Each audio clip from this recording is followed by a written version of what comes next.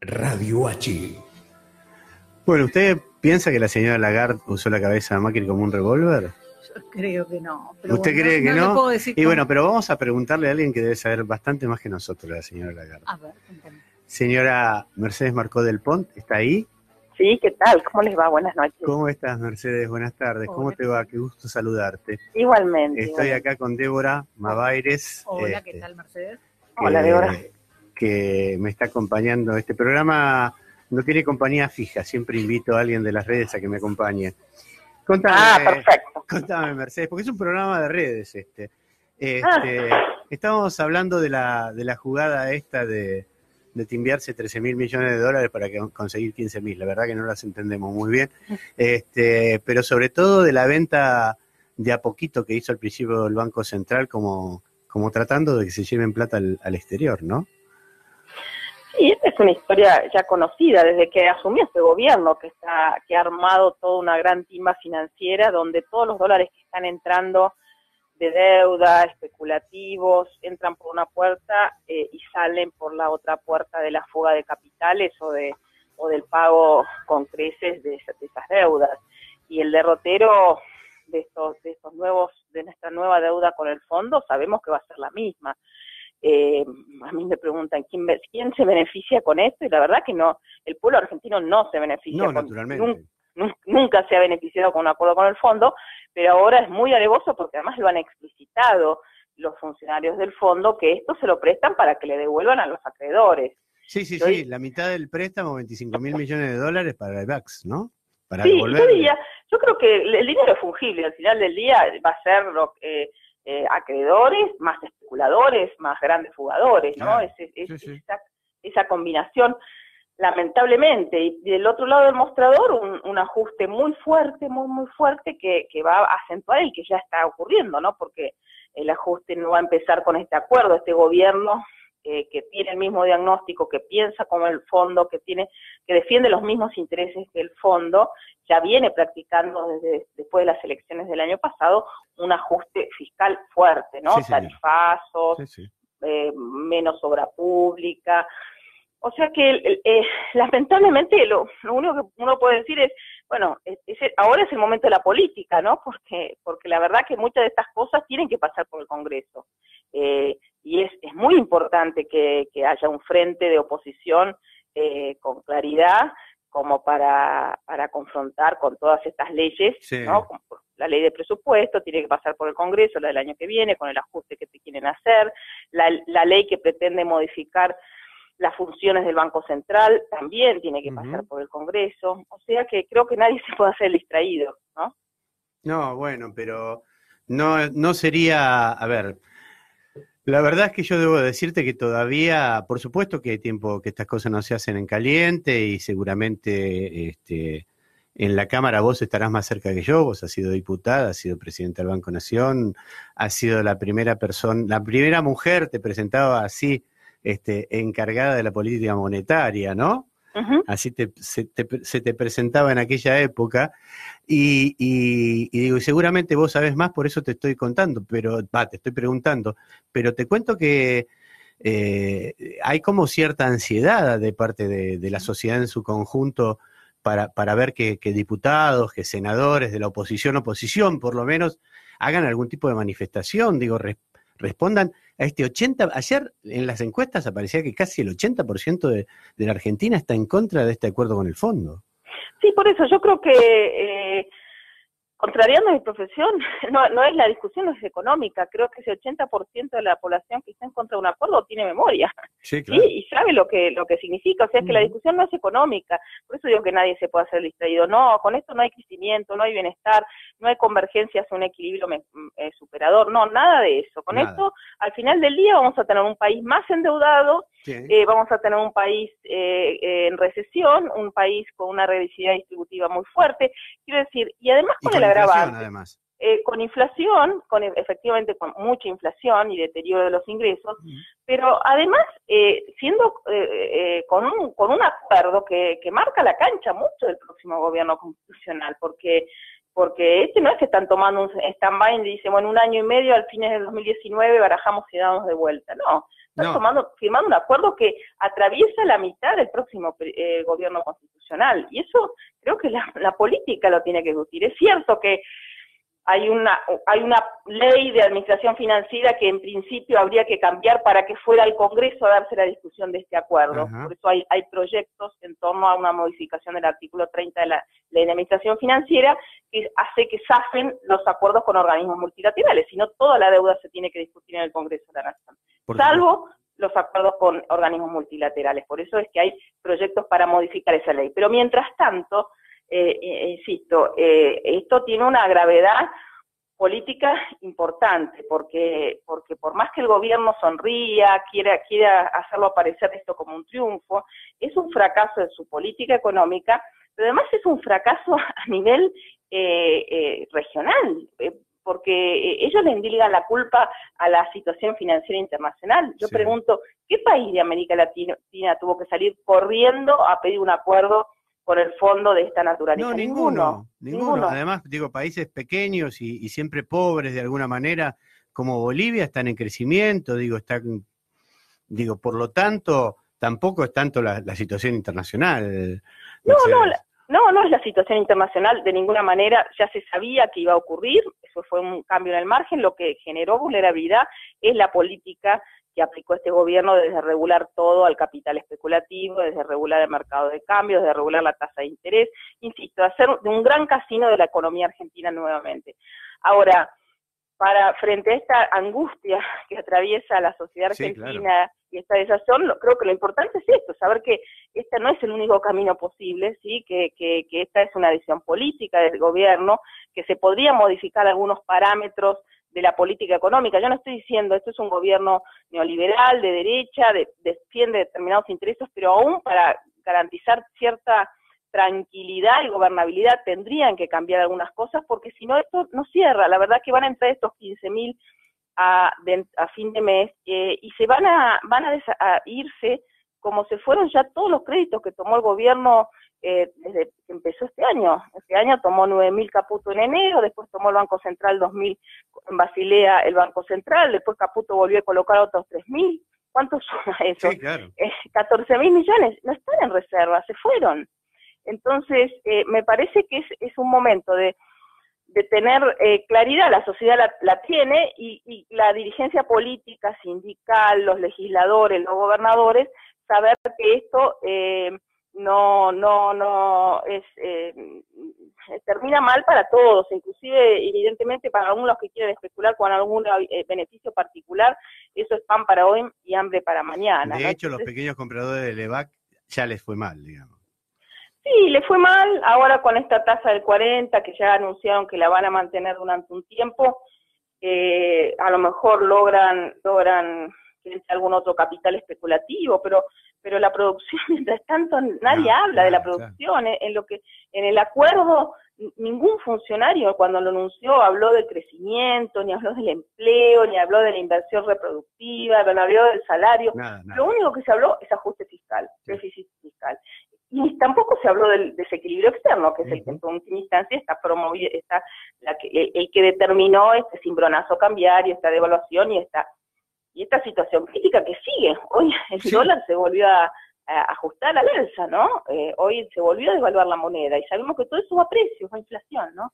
Entonces es una situación preocupante, es una situación que creo que se aceleraron los tiempos de algo que uno sabía que iba a ocurrir, ¿sí? Porque estas políticas siempre conducen a estos desenlaces de crisis del sector externo y recesivas, pero que bueno, hay que tratar de minimizar el daño y eso se da en el espacio y en el terreno político, ¿no?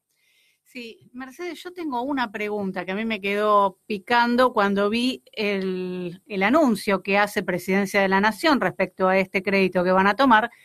Ellos dicen que es por culpa de la herencia recibida, no lo dicen así, lo dicen con otras palabritas, pero bueno, encontramos una economía con muchos desequilibrios y muchos problemas, y entonces yo digo, ellos emitieron deuda, antes de tomar esta deuda con el Fondo Monetario, emitieron deuda donde los prospectos de los bonos dicen que estábamos fantásticos, que estaba todo bien, que podíamos crecer a no sé cuánto %. Entonces yo digo, ¿eso no hace que después los tenedores puedan, por ejemplo, reclamar por haber sido engañados y pedir que le paguemos cash? No creo que, en los prospectos en general se trata de hacer una descripción dentro de todo objetiva de los riesgos y de la situación concreta. Lo que hay es un relato oficial que lo han, a medida que los problemas se iban potenciando y acentuando, era más la referencia a nosotros no tenemos nada que ver, esto es herencia, cuando eso es una falacia absoluta. Todos los desequilibrios macroeconómicos, empezando por el déficit fiscal, siguiendo por el déficit de cuenta corriente, acompañando por la inflación, se acentuaron, en algunos casos se duplicaron en 2 años y medio. O sea que en todo caso lo que recibió es una maldita herencia de un país desendeudado, claro. Un chiste, ¿no? Sí. Recibió un país desendeudado que los habilitó a tomar tanta deuda en 2 años y medio y llevar a una situación ahora de mayor vulnerabilidad. Pero creo que este relato de primero eran la herencia recibida, después es que el contexto internacional con aumento de la tasa de interés de Estados Unidos, ya nadie come vidrio. Creo que hay que darse cuenta que estamos acá por decisiones que al día siguiente que este gobierno asumió empezó a tomar. Sí. Y uno sabía, ¿no? Si decía, bueno, saquemos el encaje que había puesto Néstor al capital especulativo, listo. Digámosles a los exportadores que si no quieren, no liquiden, no tienen obligación de liquidar sus dólares de exportación de soja, de cereales. Al mercado de cambios, le saquemos el cepo, todos pueden comprar, los ahorristas lo que quieran, sobre todo los grandes ahorristas, no hay límites, llévense los dólares que quieran. La apertura comercial, importaciones, basta de regular las importaciones, que entre todo importado, con lo que supuso eso de destrucción de trabajo, además de desequilibrio de dólares, ¿no? Entonces, cada una de estas decisiones llevaron a esta situación de crisis del sector externo, de las cuales el gobierno no habla, y el fondo tampoco. Claro. Eso es lo preocupante, porque ellos hablan del déficit fiscal, que en última instancia es achicar el Estado, reducir el gasto público, bajar la demanda, bajar salarios, lo que ya sabemos que lleva a la paz del cementerio. En todo caso, a lo mejor logran bajar un poco la inflación por la recesión, pero no porque estamos convergiendo hacia una situación virtuosa, ni mucho menos. Creo que estas explicaciones ya, insisto, la gente, al gobierno se le corrió el velo, ¿no? De engrupir durante un tiempo, bueno, esto era problema de lo que venía de atrás, y no es así. La verdad que había problemas a fines del 2015, nadie lo duda, pero eran absolutamente abordables, la economía funcionaba, no había deuda prácticamente, el mercado de trabajo estaba bastante también armadito. Sí, claro, el consumo interno, además. El consumo interno, y todo eso lejos de corregir las cosas que había que abordar y encarar, bueno, lamentablemente profundizaron los desequilibrios, y ahora, ante la evidencia de que esto no está funcionando, ¿cuál es la opción? La opción es ir más por más, ¿no? Ir por todo. Ir por más de esta política de regulación, de apertura. Sí, que es raro, porque además ya habían hecho una gran, a pesar de que ellos hablan de la gradualidad, del gradualismo, habían hecho unos cuantos deberes de los que el fondo le está pidiendo, un poco más de esos deberes, nada más. Digo, ¿no? Está pidiendo hecho, eso también es importante, Carlos, porque la verdad que tuvieron que ir al fondo gastando capital político como el que gastaron, porque efectivamente, como decís, el 80% sabe qué es el fondo y lo que significa un acuerdo con el fondo, pero ya venían haciendo los deberes, ya venían... La reforma previsional es lo más claro. Digo, a ver, Mercedes, vos y yo nos conocemos de los 90, cuando venían por eso y se acabó el gobierno, digamos, porque la verdad es que venían por la educación, venían por la salud y habían conseguido las AFJP. Absolutamente. Y han vuelto por lo mismo, digo, ¿no? Y los mismos, que además que es lo llamativo. Bueno, y ahí entonces mirando por el lado también de que tenemos que ser de la maldita herencia que recibió el gobierno, es una sociedad que no se bancó, que no le dio lugar a los ajustes que ellos hubieran querido hacer, porque cierto es que más allá de la perversa modificación del ajuste de las jubilaciones, que realmente redujo el ingreso de los jubilados y los beneficiarios de la seguridad social, pero el gobierno hoy no podría plantear volvamos a las AFJP, ¿no? No podría quizás plantear privaticemos el Banco Nación, o vendamos otra vez YPF, no por lo menos inmediato, su plan era hacerlo de a poquito, vaciando esas empresas y esas instituciones como han hecho siempre. Sí. Pero ahora, entonces, este proyecto no tiene que continuar a partir del 2019, porque efectivamente su objetivo refundacional es ir por esa privatización de todo lo que se recuperó en soberanía y en espacio del sector público en áreas estratégicas. Bueno, el fondo creo que en esto, por ahora, lo único que le está pidiendo, hay que ver, ¿no? Hay que ver el acuerdo definitivo, que todavía no está, pero es un ajuste fiscal muy, muy fuerte, que supone paralizar la inversión pública, que se supone aumentar más las tarifas todavía de los servicios públicos, que supone reducir mucho las transferencias a las provincias, ojo, gobernadores, ¿no? Porque esto les va a ir directamente a las arcas de los gobiernos provinciales. Ay, pero ya dijeron que están todos de acuerdo, ¿no escuchaste? No, bueno. ¿No viste a Bordet y a Urtubey y unos cuantos que están de acuerdo? Dijeron que lo van a apoyar y a felicitar a Macri. Bueno, pero por eso yo creo que de eso se trata la política, en todo caso de nosotros como sociedad interpelar a la dirigencia, porque no puede ocurrir. Yo creo que la señal de lo que fue votar en conjunto una ley de tarifas, para retrotraer las tarifas, por más que después la vetó el presidente de la Nación, pero eso fue una demostración de lo que puede hacer una oposición unificada, razonable, defendiendo los intereses nacionales, ¿no? Mercedes, vos, a ver, más allá del afecto y el reconocimiento y la admiración que yo te tengo, que vos sabés que yo te lo he expresado personalmente supongo que una persona que tiene la experiencia que tenés vos, que ha circulado tanto por cargos ejecutivos como por cargos legislativos, digo, alguien la debe estar consultando. Sí, yo estoy en muchos espacios de discusión con los dirigentes, ya de hace tiempo, tratando de no solamente plantear cómo seguir esta película, las complejidades, y ahora más que nunca, ¿no? Más que nunca de los riesgos que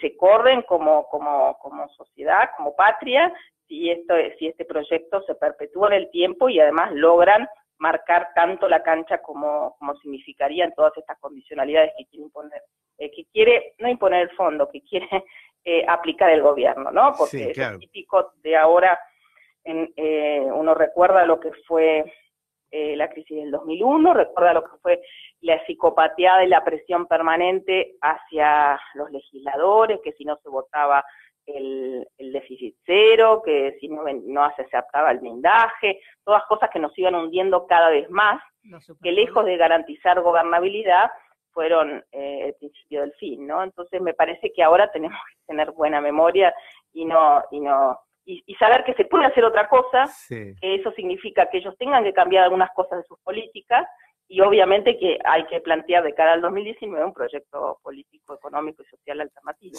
Sí, sobre todo eso hay que plantearlo, digo, ¿no? Porque parecemos como inmersos en lamer estas heridas que la sociedad tiene más clara que nosotros, que la dirigencia, y a veces faltan. El otro día lo escuchaba a Rossi cuando recibió el 1.200.000 firmas, ¿no? Por el tema decir, nos comprometemos a que el primer día en que seamos gobierno, esta ley va a ir, vamos a tratar la derogación de este proyecto de ley. Y yo siento que a la sociedad le está faltando eso, ¿no? Está faltando que alguien le diga, vamos a ir en contra de esto, vamos a ir en contra de aquello que te está lastimando, que te está haciendo daño. Es así, Carlos, pero por eso no solamente hay que decirlo, sino que hay que practicarlo y ejercitarlo, porque de nada sirve decir después del 2019 yo voy a darle de vuelta, voy a poner en el centro de las prioridades el trabajo argentino, la soberanía, cuando mientras tanto, te apruebo en el Congreso, te apruebo en el Congreso este recorte de soberanía que suponen estos acuerdos y estas condicionalidades. Entonces, efectivamente creo que eso es lo más importante, criticar, actuar, tratar de parar lo más que se pueda, minimizar el daño de estas políticas, pero también construir una agenda y una propuesta hacia adelante de esperanza y de posibilidad viable, ¿no? Nada viable, pero viable, y para mí viable es eso, pensar que en la Argentina tiene que dejar de ser un país donde de la especulación financiera y tiene que ser volver a ser un país donde se piense que el trabajo digno, el trabajo bien remunerado tiene que ser el núcleo duro a partir del cual crecer nuevamente, ¿no? Te agradecemos muchísimo este rato que has charlado con nosotros y bueno, vos sabés que esta es una radio para vos, amiga, porque tenés amigos de este lado, y que estamos a tus órdenes y a tu disposición, Mercedes. Igualmente, les agradezco la charla y volvemos a hacerlo otro día, ¿dale? Bueno, te mando un beso muy grande. Un beso grande. Chao. Chao. Radio H.